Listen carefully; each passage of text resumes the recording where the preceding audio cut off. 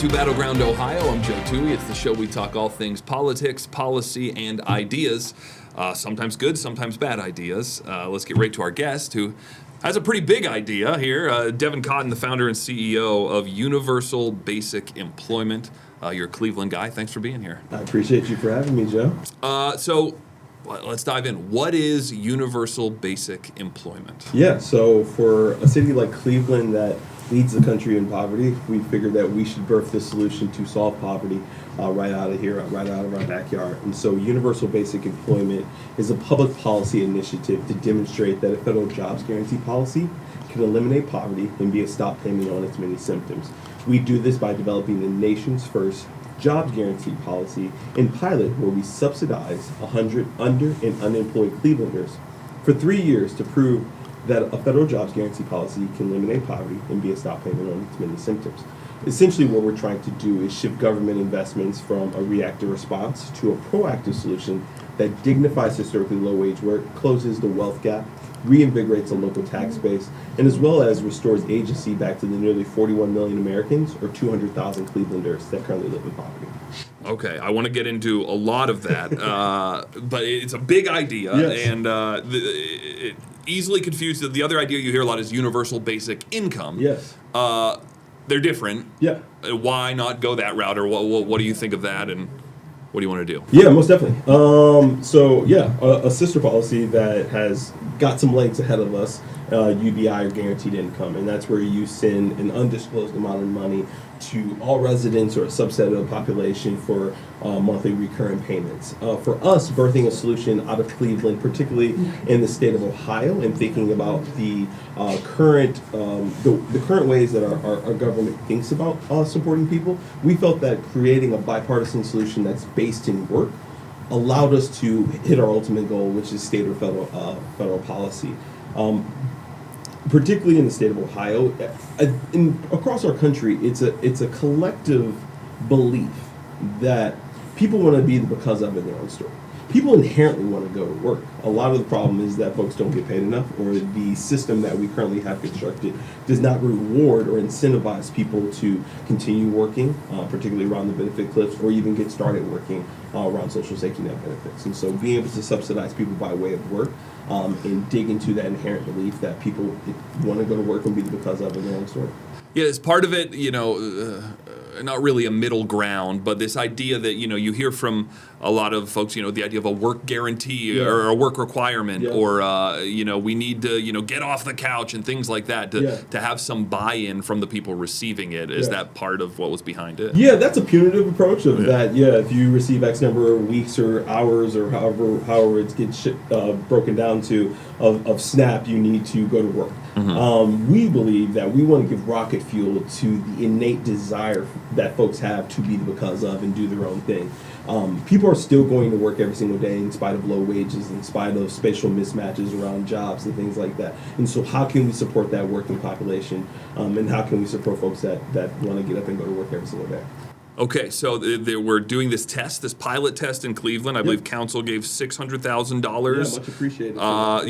So I think it's supposed to launch this year. What is the status? How's it going? Where is it going to go? Where the people are going to work? What's the latest with all of it? Spearheaded by Cleveland City Councilwoman over Ward 8, Stephanie House Jones, in partnership with Mayor Bibb, Council President Griffin, as well as United Way of Greater Cleveland. We made the city of Cleveland the first city in the country to pass jobs guarantee legislation. So that, as you mentioned, gave $600,000 of American Rescue Plan Act dollars to support us building out the nation's first jobs guarantee pilot. So what we're building today is a proof of concept to get us to that 100-person pilot. And so we're working today with 4 small businesses, a subset of the population, to demonstrate the mechanisms of what that can look like, and then get us to the next iteration of that work, which is the full 100-person pilot. So what I'm trying to do today is prove that the boat floats. Everyone wants to make sure everything works, because again, it's not just research for research's sake, but we're dealing with individuals' lives, we're dealing with their social safety net benefits, and we're also subsidizing people by way of work in a small business. So there's mechanisms and operations that we need to test and ensure are safe. What I don't know if you're allowed to say, but what are the kinds of jobs? Is it is it factory work? Is it skilled labor? Does it require training? Yeah, so our work, it talks about, ensuring that folks believe that there's dignity in all work. And so we're working with a nonprofit partner that is a real Main Street community opportunity. We're working with a transportation company that would subsidize van drivers and bus drivers. We're working in the food service industry and also working in the food production space. So looking at the malaise of jobs that are currently in spaces that have historically not been paid well, even though they're high skilled. And then continue as we get to the 100% iteration of this work, looking in spaces that continue to have those historically low wages, particularly in spaces like the direct care industry. And so we always talk about childcare being a workforce issue. And our state and our county has done a great job of pumping more vouchers into the system. But part of the reason that childcare is a workforce issue is because the workforce side of childcare itself isn't paid well. Talk about the design of the pilot. I read on your website you partnered with 20 black women who would maybe be in this program to talk about their needs. You also worked with the businesses about what they would want. Was there anything revelatory from those conversations, or maybe a change you made or made you think differently about something? Yeah, far too often public policy solutions are built without the people most proximate to the problem designed in the solution. So we wanted to center their voices, not only black women, but business owners and workers in general, in ensuring that the North Star of what we're building always has their voices guiding the work. And so it was great to have conversations where we were able to bring our city, county, and state government in to hear from workers, to hear from business owners on kind of what's the juxtaposition of like, hey, we've seen wages increase after COVID, but we also seen the see folks opt out of the workforce for a myriad of reasons. We've seen people, see that a problem of going into work for however many reasons that they particularly have. So it was great to bring those voices in, have them be a part of the process, and ensure that we're partnering with the folks that we're aiming to serve. You mentioned it earlier, and I think you kind of mentioned it talking about the design of this pilot, this idea of the benefits cliff, where, maybe people are disincentivized from seeking more work, right? Mm-hmm. Because if you get, a little bit of a pay bump, you reach a certain threshold, and some of your benefits are then cut. And that was something that was talked about in planning this as well, right? Because these benefits obviously mean a lot to people, and you don't want to lose those. Yeah, there are so many points in the earnings cycle that making more money is not the right answer, which is inherently just kind of confusing. You know what I mean? I can think of, if I'm looking at the chart from our friends at the Atlanta Federal Reserve, in economists like David Altick and other folks that have done a great job of mapping this out for us.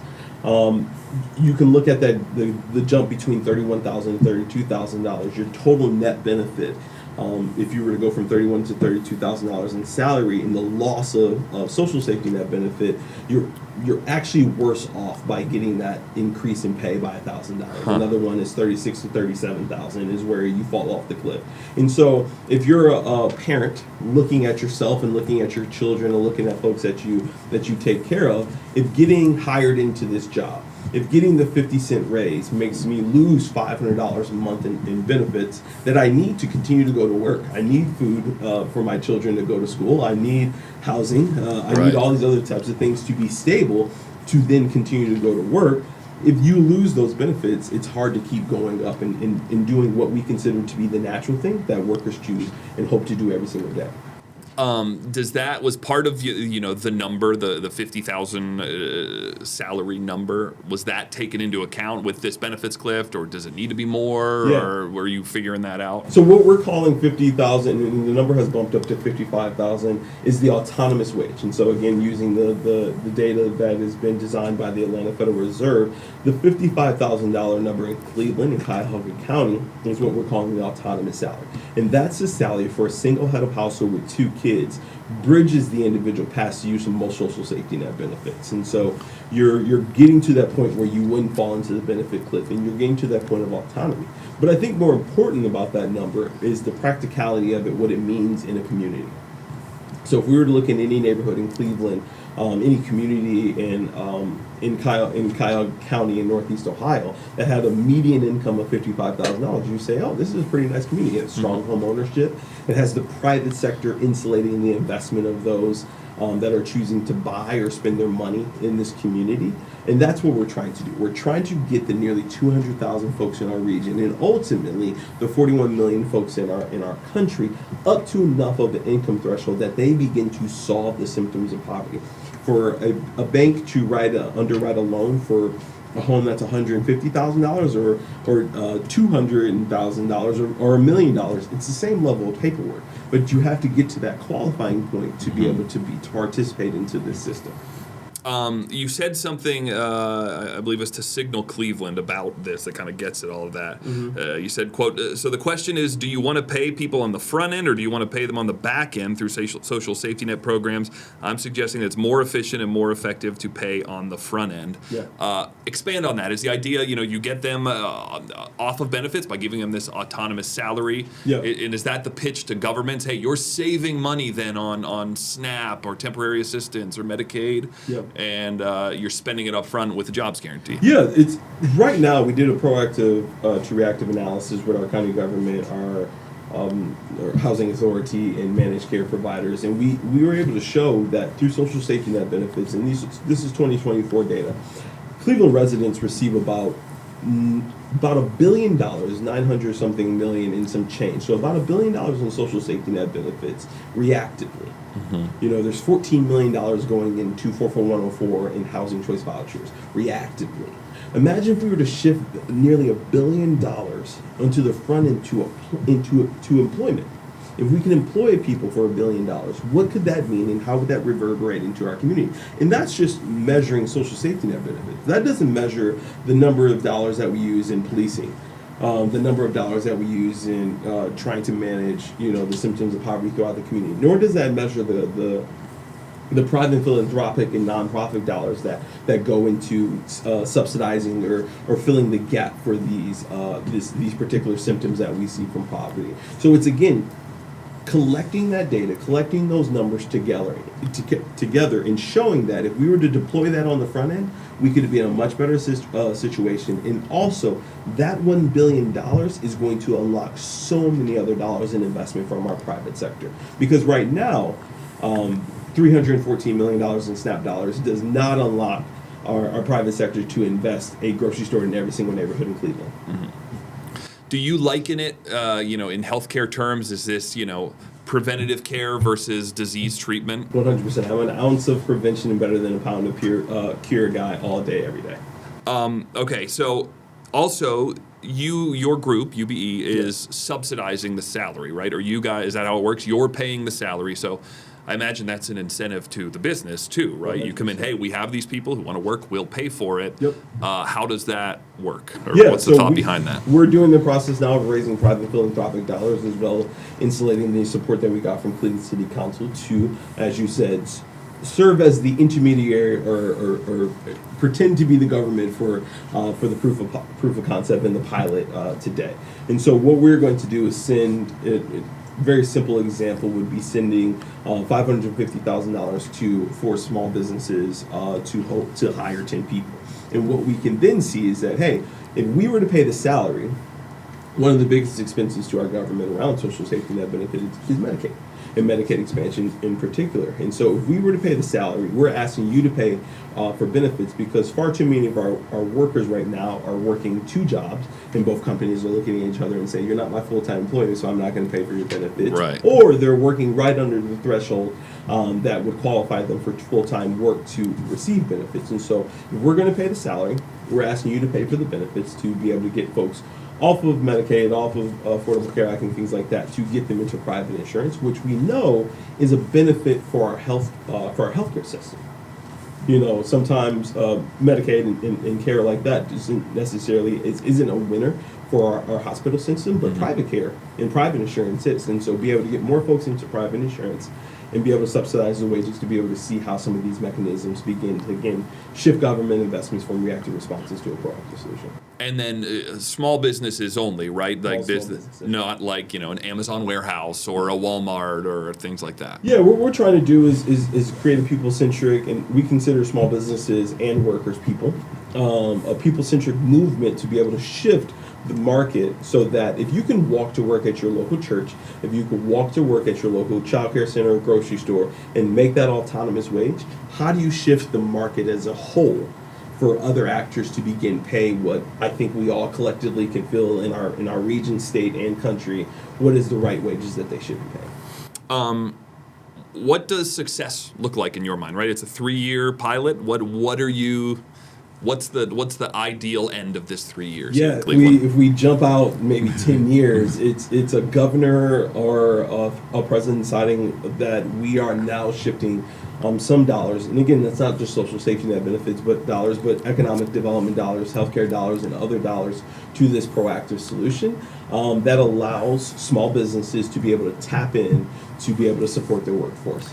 Have you guys done the math? I mean, I know you've talked about like qualitative versus quantitative benefits. Yeah. Is it actually a saver, right? Invest this money in the front end versus the back end in terms of social safety net? Does the government get more bang for the buck? 100%. And that's what we're going to prove, and that's where we can continue to work with partners to prove this math. And I think part of the uniqueness in what we're trying to go after is that government budgets don't talk to each other. You know what I mean? A city deals with the symptoms of poverty in this way, particularly around policing, city services, and stuff like that. County budget deals with it this way. State budget deals with it another way, and federal government deals with it another way. And private philanthropy and nonprofits dealing with it another way. So how are you getting these budgets to look at one another and say, oh, you're spending this number hundreds of millions, oh, you're spending billions, or you're spending this, and you're spending hundreds of thousands and millions in private dollars. So how do we get all these numbers to collectively look at one another and say, oh, this is a pretty big ticket item? The Poor People's Campaign does a great job of doing the work to do some of that math, and we've leaned on some of their data and stuff that they've put out to be able to kind of measure some of this. What's the biggest pushback you get, either from government people, from businesses, or just about the idea in general, right? This will never work, and how do you respond to it? I think the biggest pushback is that right now, partners, philanthropic partners are trying to navigate uncertain economic times, and trying to lean into social innovation right now is a little bit more difficult for some of our philanthropic partners. And so continue to push and continue to get folks to realize that innovation, the right time is now for innovation, and particularly innovation that allows us to scale up to something that can be adopted by our state government, something that can be adopted by a federal government. So leaning into innovation in times of uncertainty is our big thing that we need to work on right now. And, I'm just imagining, devil's advocate, right? Like, this is way too expensive, right? Or it's not scalable to an entire country. It's great in a small community, but it would never work here. Yeah. What say you? I 100% believe that we wrote it this way to be scalable. That that is 100% our intent, and that's my personal belief. My personal belief is that the nonprofit industry should be creating scalable solutions that are to be essentially the R&D test arm of the government. That, hey, we're creating solutions and prototyping solutions that you all can eventually pay for, because there aren't enough dollars in private philanthropy and nonprofits that are at the scale of the government. And we have to be intentional about what are we prototyping today to ensure that it can be adopted by the government in the future. Are there, do you follow this space across the country? Are there other cities that are doing similar things? Are there other ideas of people that are sort of innovative to tackle this idea of poverty or underemployment? Yeah, I'm really excited that the jobs guarantee work and idea, which first came on with FDR in the second Bill of Rights. So this is not a new idea. Our iteration of it is brand new and something that we've created here. But the idea around jobs guarantee is not new. And so I'm excited that there's other communities that, particularly New Jersey, and we've been to Philadelphia and talked with folks in Detroit and Michigan and Atlanta and Denver. So there's a groundswell of folks that are becoming more boisterous about the jobs guarantee movement, and understand the bipartisan appeal that comes along with it. We hope to be continuing to be out front, leading that work, and continue to share the gospel across the country. But yeah, there's a groundswell coming. We want to make sure Cleveland's first to get this pilot off the ground. Have you seen the movie Dave? with Kevin Kline. No, I he like impersonates the president from the 80s. And when he talks about when he gets to be the president, he does a jobs guarantee. Oh, there we that go. was my first thought. The other thing, especially in recent news, another pushback I'm sure you'd get is verification, right? Like. How are you proving these people are going to work? Is there any sort of auditing and all of that? Is that built into the system? 100%. Obviously, the small businesses want these people to show up, so I'm sure you'd hear for them. But just how does that work? Yeah, we one of the first things we worry about is ghost employees, and that's what the whole proof of concept is in the whole making the boat float, is thinking about those particular pieces and mechanisms of that.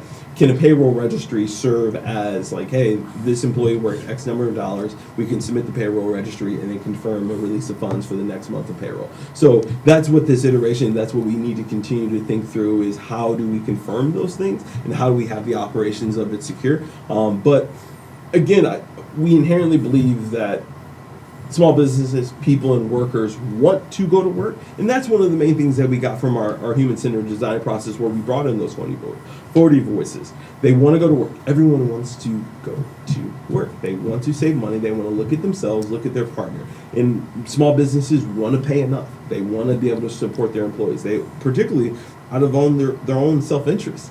I've talked to small business owners in that process, and they're like, "Hey, I just want to be able to not have to reach in my pocket every Friday to give one of my workers $30 or $40 to make sure that they can get back to work on after the weekend."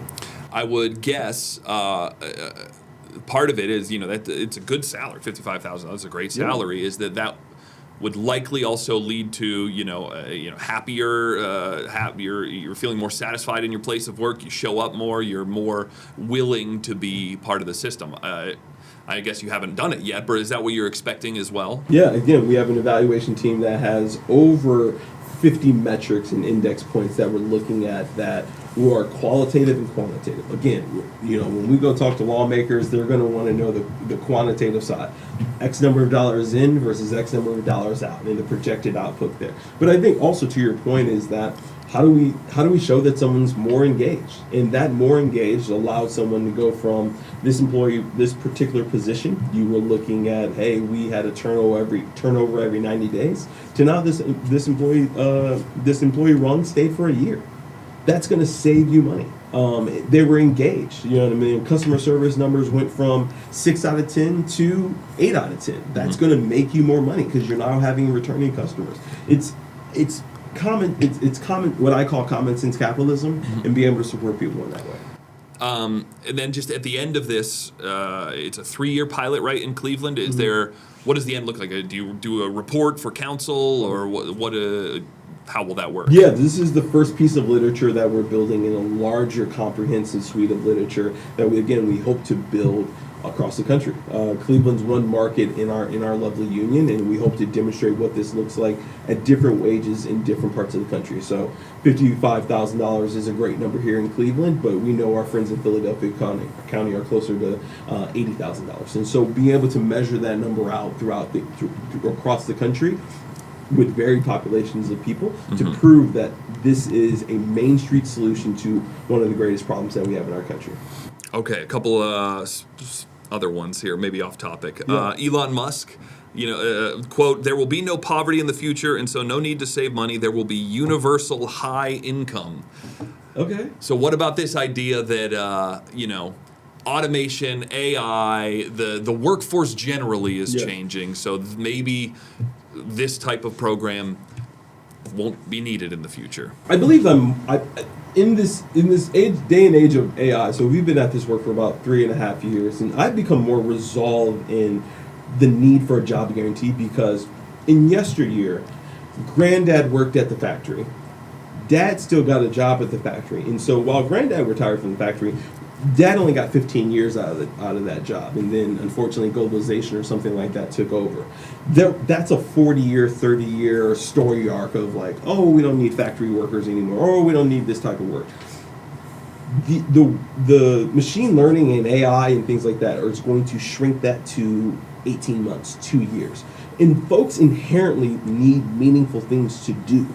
And then additionally, there are some jobs that cannot be replaced by by people in machine learning and AI and stuff like that, particularly around our human care in individual direct care jobs. So I become more resolved that there will be a need to guarantee people meaningful things to do, and the need for a job guarantee has become way more robust.